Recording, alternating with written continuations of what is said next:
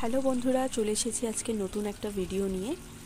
নতুন একটা রান্না তোমাদের সাথে শেয়ার করব বলে, দুধ চিকেন।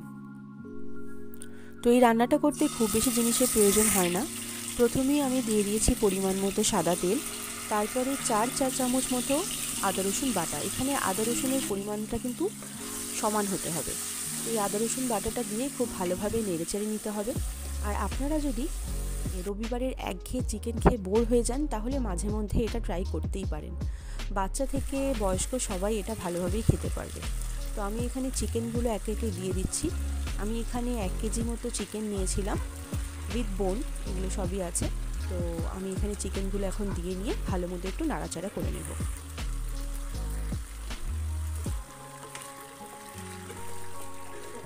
এখানে আমি একটা জিনিস দিতে ভুলে গেছি। তো প্রথমেই যখন আদা রসুন পেস্টটা দেবেন, কাঁচা লঙ্কা কুচিটা তখনই দিয়ে দেবেন। তো এখানে এখন আমি কাঁচা লঙ্কা কুচিটা দিয়ে দিলাম, একটু ভাজা ভাজা মতো করে নেব। তারপরে চিকেনগুলোকে একটুখানি 5-6 মিনিট মতো একটু ভাজা মতো করে, যখন কালারটা একটু ব্রাউন চলে আসবে, তারপরে এর মধ্যে আমি একটু নুন অ্যাড করে দিলাম।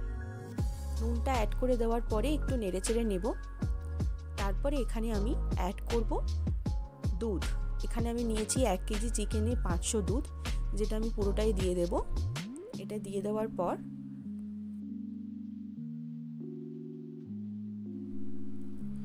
এবার আমি এখানে অ্যাড করব 2টো মিডিয়াম সাইজের পেঁয়াজ কুচি করে রেখেছিলাম, সেগুলো এখানে অ্যাড করে দিয়ে ভালো করে নেড়েচেড়ে নেব।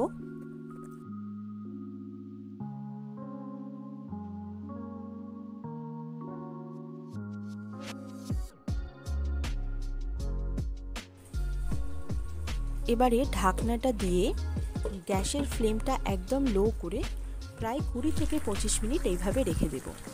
রেখে দেওয়ার পর এই ঢাকনা খুলে নিয়েছি। এবার আমি একে একে দিয়ে দিচ্ছি, এটা হচ্ছে চিলি ফ্লেক্স, মানে শুকনো লঙ্কা কুচি করে নিয়েছিলাম।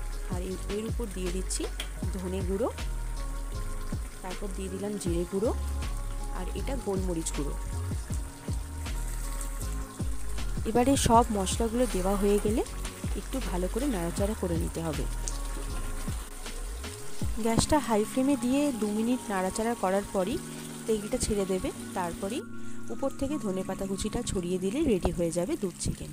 একঘেয়ে চিকেন খেয়ে বোর হয়ে গেলে একটু লাইট যদি খেতে ইচ্ছা করে, তাহলে এইভাবে খেতেই পারেন। এটা বাচ্চা থেকে বয়স্ক সবাই খুব ভালো মতোই খেতে পারবে, কারণ খুবই লাইট চিকেন।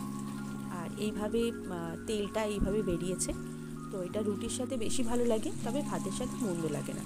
একবার ট্রাই করে অবশ্যই দেখতে পারেন। আর যদি ভালো লেগে থাকে অবশ্যই চ্যানেলটিকে লাইক করবেন, সাবস্ক্রাইব করবেন, শেয়ার করবেন আর পাশে থাকবেন। অসংখ্য ধন্যবাদ সবাইকে।